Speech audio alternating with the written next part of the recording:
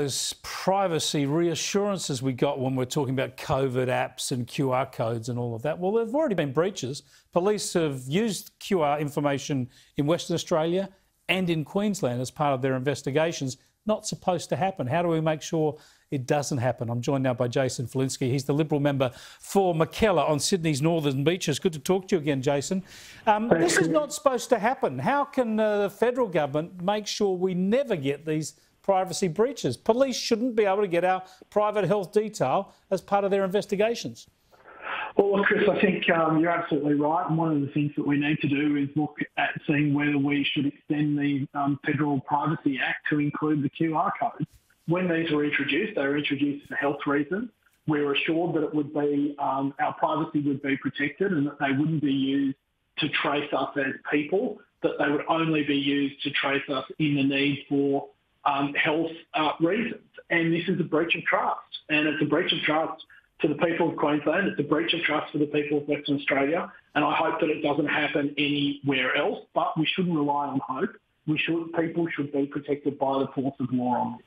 Well, that's a good idea to pursue it through that method, just to add the protections to guarantee people that they will have their privacy protected. Because apart from everything else, if you want the QR system to work properly, you need people to be happily using it. So you need people to have total confidence in the system.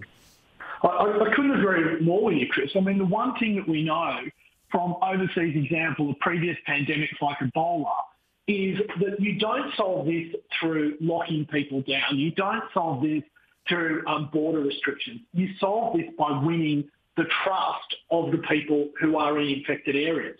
We've known this for years, and yet this seems to be a calculated move by some people to undermine the very trust in the health systems that we have developed to ensure that people don't get sick. And I don't understand why they would do that. Yeah, it's a really, really bad error, and let's hope it never happens again. But we need those assurances. Now, just on the technology, we're waiting around in New South Wales for another month to start giving freedoms to vaccinated people.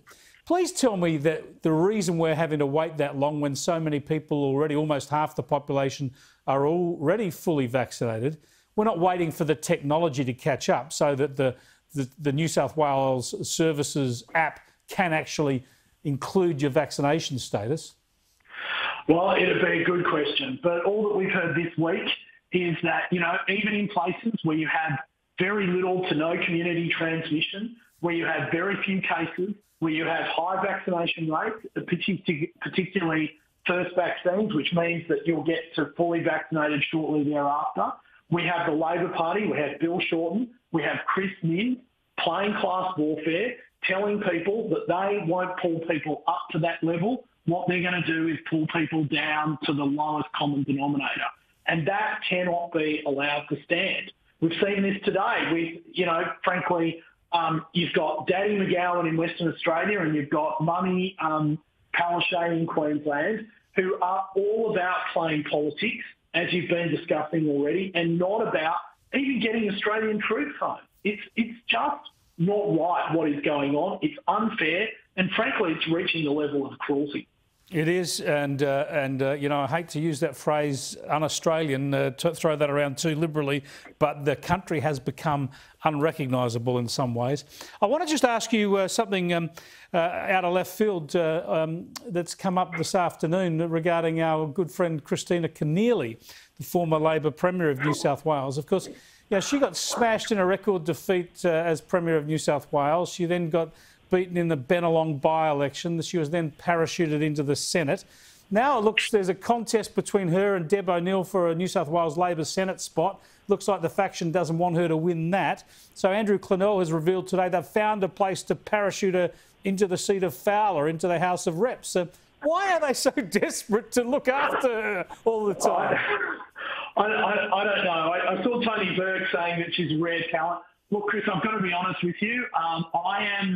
I'm conflicted on this because Christine is currently a voter of mine in the seat of Mackellar, and I don't think she votes for me. So I won't be that upset if she needs to move to other parts of Sydney. Well, you have to keep an eye on her. If she's going to represent the western suburbs of Sydney, she wants to move off your idyllic beach location. Indeed. I will miss her, no doubt, but I won't miss the fact that she takes her vote for the Labor Party with her. All right. Thanks for joining us, Jason. I appreciate it. Thanks, Chris. See you soon. Bye. Yes, keep an eye out for that one. It's long been suggested that they'd try and find a place for Christina Keneally, because her and Deb O'Neill, who's on this show quite regularly, are contesting the same Senate spot effectively in New South Wales. So they've got to find somewhere else to put Christina Keneally again.